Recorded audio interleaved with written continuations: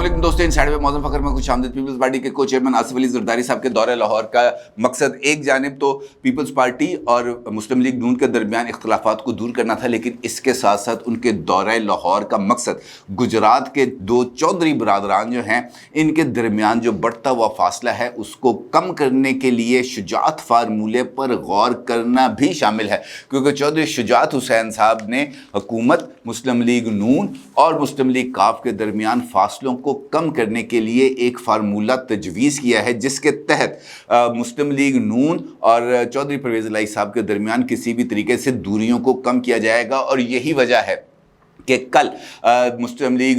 काफ के रहनुमा मुन्नस इलाही साहब और पाकिस्तान तहरीक इंसाफ के रहनुमा एजाज चौधरी साहब के दरमियान कुछ लफ्जी जंग हुई ट्विटर पे, जहां पर दोनों ने एक दूसरे के ऊपर किसी किस्म के अल्फाज का तबादला भी किया, जुमले भी कसे और तंज भी मारे। आसिफ अली जरदारी साहब के दौरे लाहौर, जिसके बारे में मैंने आपसे पिछली वीडियो में जिक्र किया था और आपको ये कहा था कि उनके इस दौरे के अंदर एक और काम होने जा रहा है, और वो काम है उनकी चौधरी शुजात हुसैन साहब से मुलाकात या इनडायरेक्टली राब्ता, और उस राब्ते के जरिए शुजात फार्मूले पर गौर। आप सोच रहे होंगे कि ये शुजात फार्मूला है क्या, और क्या वाकईतन इस फार्मूले पर अमल दरामद के जरिए मुस्लिम लीग नून की पंजाब हुकूमत को मुस्तहकम किया जा सकता है। क्योंकि जो मुलाकात हुई थी कल आसिफ अली जरदारी साहब की और हमजा शहबाज साहब की, उसके अंदर भी ऐसे पहलुओं के ऊपर कुछ गौर किया गया था, और हमजा शहबाज साहब ने शाफे हुसैन और सालिक हुसैन साहब के साथ अपनी होने वाली मुलाकात और जो पेशरफ्त हुई थी उससे आसिफ अली जरदारी साहब को आगाह भी किया था। अब ये जो शुजात फार्मूला है, क्या ये वाकईतन कोई आइस मेल्टिंग कर सकता है? क्या इसके ज़रिए कुछ नई गेम बनाई जा सकती है? क्योंकि अब इन खबरों के सामने आने के बाद पाकिस्तान तहरीके इंसाफ की तरफ से भी कोई नई गेम प्लान के बारे में गौर व फिक्र किया जा रहा था। और आपको याद होगा कि 2 दिन पहले मैंने अपनी एक वीडियो में आपको इस हवाले से कुछ इतलात भी दी थी कि यार यहाँ पर कोई नई वो अपनी हिकमत अमली सोच रहे हैं और उस पर अमल पैरा भी हो रहे हैं। अब ये फ्यूचर के अंदर क्या हो सकता है? आसिफ अली जरदारी साहब इस दौरे के दौरान शुजात फार्मूले को किस हद तक आगे बढ़ा सकते हैं, इस पर बात करूंगा तफसील के साथ। कुछ और पहलू भी हैं जो आपकी खिदमत में पेश करूंगा, लेकिन उससे पहले बात करते हैं पेट्रोल बम की, जो अवाम पर धड़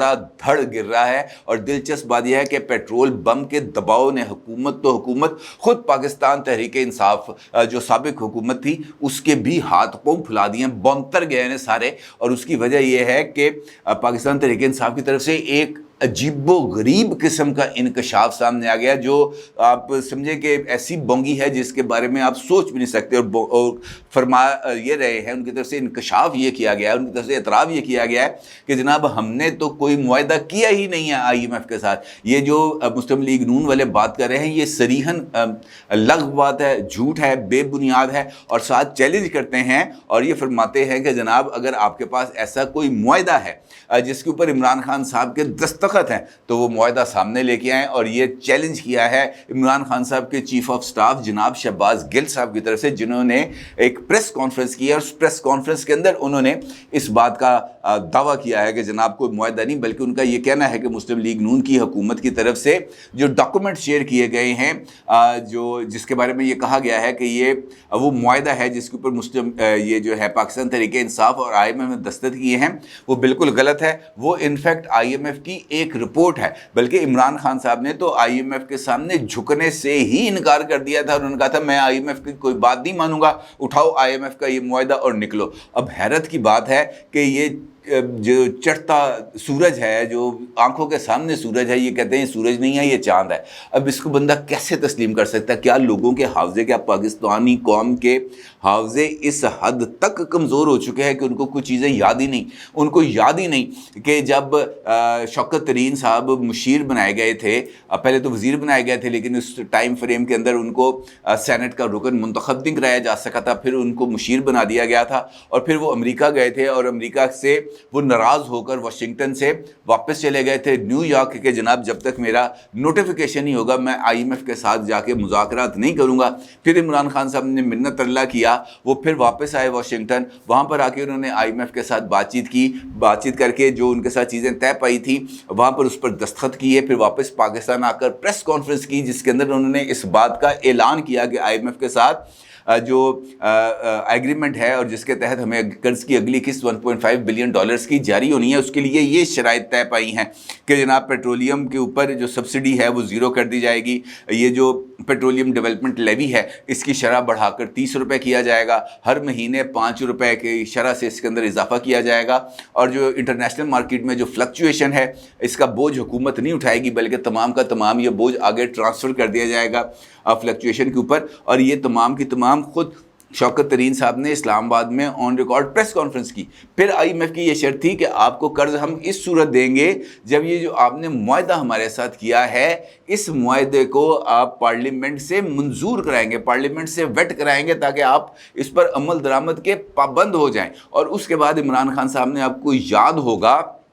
کہ پارلیمنٹ کا اجلاس بلایا تھا اور وہاں پر منی فائنانس بل کو پیش کیا تھا، اور خود شوکت ترین صاحب نے ہی یہ منی فائنانس بل نہ صرف پیش کیا تھا بلکہ اس کو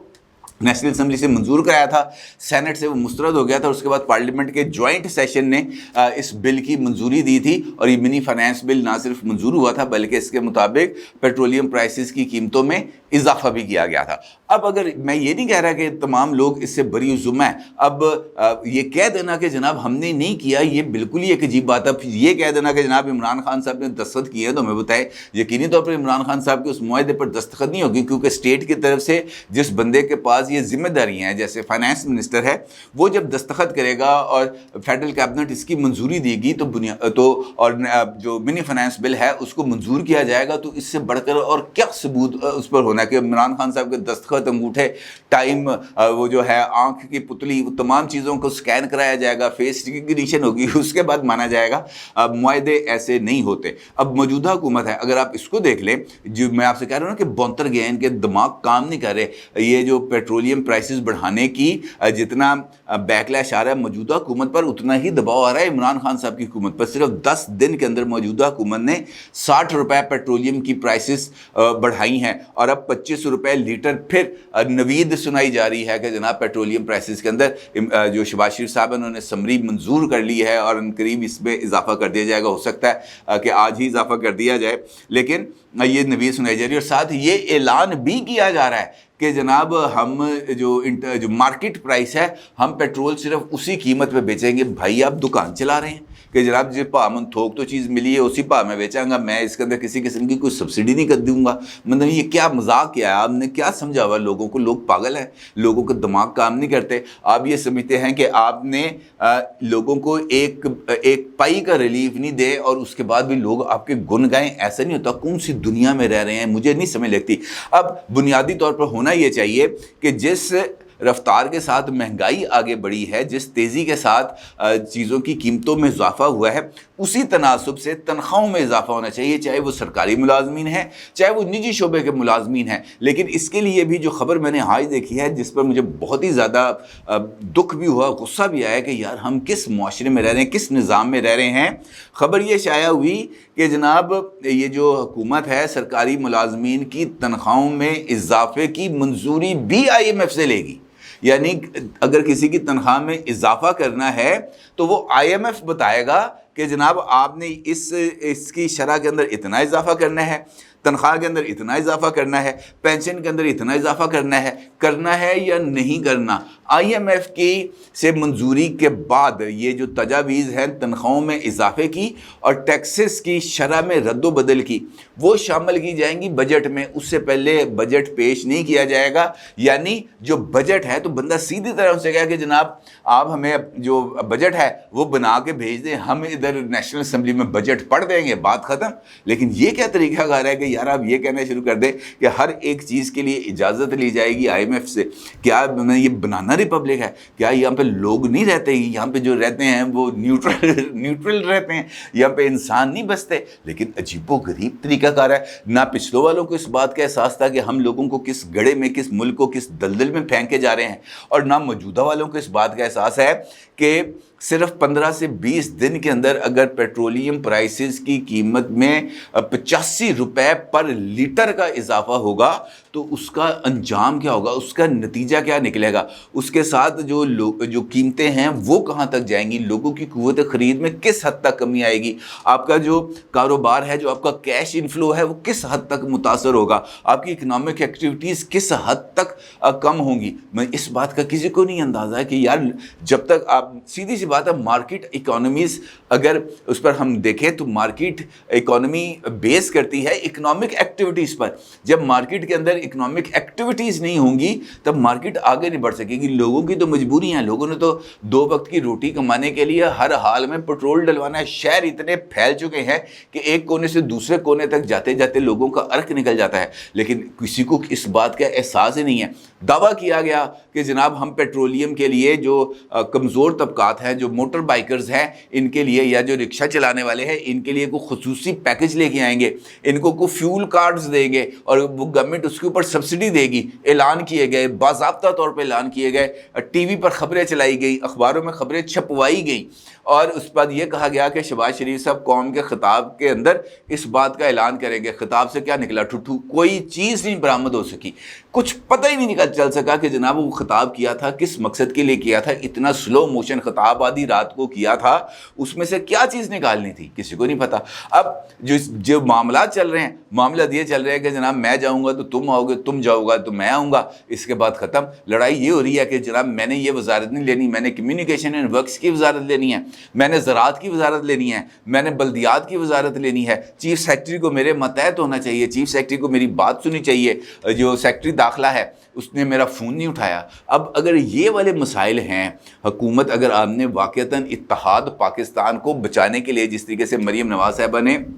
اپنی پریس کانفرنس میں اس بات کا اظہار کیا تھا, انہوں نے کہا تھا ہم نیا نعرہ دے رہے ہیں,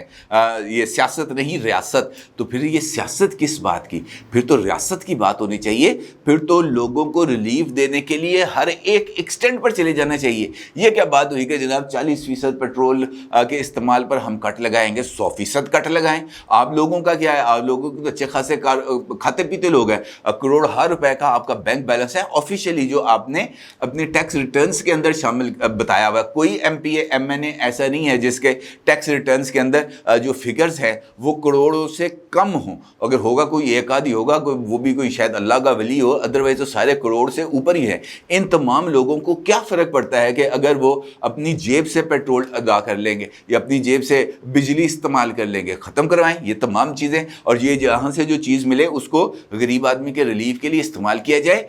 بہت زیادہ پہلو ہیں جس پر بات کی جا سکتی ہے, لیکن چونکہ سیاست ہے اور ہم صرف سیاست ہی کرنے آئے ہیں, ہمارا اقتدار میں آنے کا مقصد لوگوں کو ریلیف دینے نہیں ہے. میں کم از کم اب اس بات پہ قائل ہوتا چلا جا رہا ہوں کہ حکومت چاہے عمران خان کی ہے, چاہے آصف زرداری کی ہے, چاہے نواز شریف کی ہے, چاہے شہباز شریف کی ہے, یہ حکومتیں بنیادی طور پر صرف اور صرف اپنے پارٹی مفادات کے تابع ہیں. ان کا جو پورا کا پورا نظام ہے, عام آدمی میں اور آپ کبھی بھی پریورٹی نہیں رہے. ادروائز جو حکومتیں یا اتحاد ہے وہ واضح طور پر اس بات کا اعلان کرتے کہ یار نہیں, ہم کوئی آلٹرنیٹیو آپشنز اڈاپٹ کرتے ہیں, ہم اپنے لوگوں کو ضرور ریلیف دیں گے. لیکن وہ ریلیف دیتے ہوئے مجھے کوئی بندہ نظر نہیں آ رہا. یہاں پہ بات ہوتی ہے کہ جناب حمزہ شہباز صاحب کی یہ جو کمزور حکومت ہے اس کو کیسے بچایا جائے, شہباز شریف صاحب کی مرکز میں حکومت کو کیسے بچایا جائے, شجاعت فارمولے پر کیسے غور کیا جائے جو یہ کہتا ہے کہ جناب پرویز الہی میرا نکاح پر آئے یار وہ کو غلطی ہوگی, ہوں وہ جی اسپیکرشپ پہ ایتے نہ کھوو. اور اس دوران یہ ہوگا کہ پرویز الہی صاحب حمزہ شہباز صاحب کی حکومت کو ڈی اسٹیبلائز کرنے کے لیے کچھ زیادہ ایکٹیو رول پلے نہیں کریں گے, بس میڈیا کے اوپر ذرا تھوڑا بہت بیانات دے دیا کریں گے, لیکن ان ہاؤس وہ کسی قسم کی کوئی ایسی حرکت نہیں کریں گے جس سے حمزہ شہباز صاحب کی جو حکومت ہے وہ ڈاواں ڈول ہو یا اس کے گرنے کا امکان ہو. صرف لفظی لڑائی ہوگی. یہ ہے شجاعت فارمولہ جس کے اوپر جو آصف علی زرداری صاحب ہیں وہ غور کرنے آ رہے ہیں, اور یہی چیز ہے جو صالح حسین صاحب اور شافع حسین صاحب نے اظہار کیا ہے حمزہ شہباز صاحب کے ساتھ. اور یہی وجہ ہے کہ اعجاز چودھری صاحب کی طرف سے ٹویٹ کیا گیا باضابطہ طور پر کہ ہیں کواکب کچھ نظر آتے ہیں, کچھ اور اس کے اوپر جو جواب دیا مولانا صلاحی صاحب نے، انہوں نے کہا کہ جناب یہ باتیں نہ کریں، ہمیں بھی پتہ ہے کہ کون سے لوگ تھے جو آزادی مارچ کے موقع پر خود سفارشیں کرا کر جیل میں گئے، انہوں نے جو طنز کیا وہ اعجاز چودھری صاحب پر کیا۔ کہنے کا مطلب یہ ہے کہ یہ ہے سیاست جو ہو رہی ہے کہ کس طریقے سے ہمیں اقتدار کے اندر اپنے آپ کو انٹیکٹ رکھنا ہے۔ دوسری جانب میں نے آپ کو یاد ہے، آپ کو بتایا تھا کہ شاہ محمود قریشی صاحب کی یہ جو پاکستان تحریک انصاف ہے اس کی طرف سے کہا گیا ہے کہ آپ PP 217 سے الیکشن لڑیں سلمان نعیم صاحب کے مقابلے میں۔ اب یہ کچھ اس قسم کی خبر بھی آ رہی ہے کہ شاہ محمود قریشی صاحب کی جگہ ان کے صاحبزادے زین قریشی کو وہاں پر ٹکٹ دیا جا رہا ہے، لیکن یہ ابھی آن ٹیبل ہے کہ شاہ محمود قریشی صاحب الیکشن لڑیں گے۔ اب اگر شاہ محمود صاحب الیکشن لڑتے ہیں تو اس کا مطلب یہ ہے کہ پنجاب کے اندر اگر کوئی تبدیلی آتی ہے یا حمزہ شہباز صاحب کے خلاف کے طریقے عدم اعتماد آتی ہے تو اس کے بعد جو سیٹ اپ ہوگا وہ پرویز الہی صاحب کے ذمہ ڈال دیں گے عمران خان صاحب۔ سوال ہی نہیں پیدا ہوتا۔ یہ جو 20 سیٹوں کا پنجاب کے اندر ضمنی الیکشن لڑ رہے ہیں عمران خان صاحب، یہ سادہ الیکشن نہیں لڑ رہے، ادروائز وہ کہہ دیں گے جناب میں نے تو نیشنل اسمبلی سے استعفیٰ دے دیا ہے، مجھے اب کیا ضرورت ہے پنجاب اسمبلی کے الیکشن لڑنے کی۔ لیکن اگر وہ پنجاب اسمبلی کا الیکشن لڑے ہیں تو ان کے ذہن کے اندر گیم پلان موجود ہے اور وہ اس گیم پلان کے اوپر ہی عمل درآمد کریں گے، اور یہی وجہ ہے کہ وہ ابھی سے ہی جو 17 جولائی کو ہونے والے الیکشن ہیں اس کو متنازع قرار دے رہے ہیں اور کہہ رہے ہیں کہ مسلم لیگ نون نے دھاندلی کے عمل کا آغاز کر دیا ہے۔ کہنے کا مطلب یہ ہے کہ یہاں پر بھی لوگوں کو اس بات کا اندازہ نہیں ہے کہ یار ہم جن لوگوں کے پاس ووٹ لینے جا رہے ہیں اس پرفارمنس کے ذریعے ہم ووٹ لینے جائیں گے، اور اگر اس پرفارمنس کے ذریعے ووٹ لینے جائیں گے اور اس پرفارمنس کے ذریعے ان کو ووٹ ملیں گے تو پاکستان کی جمہوریت کا اللہ ہی حافظ ہے۔ اپنی رائے کا ضرور اظہار کیجیے گا۔ آپ کو بہت شکریہ۔ اللہ حافظ۔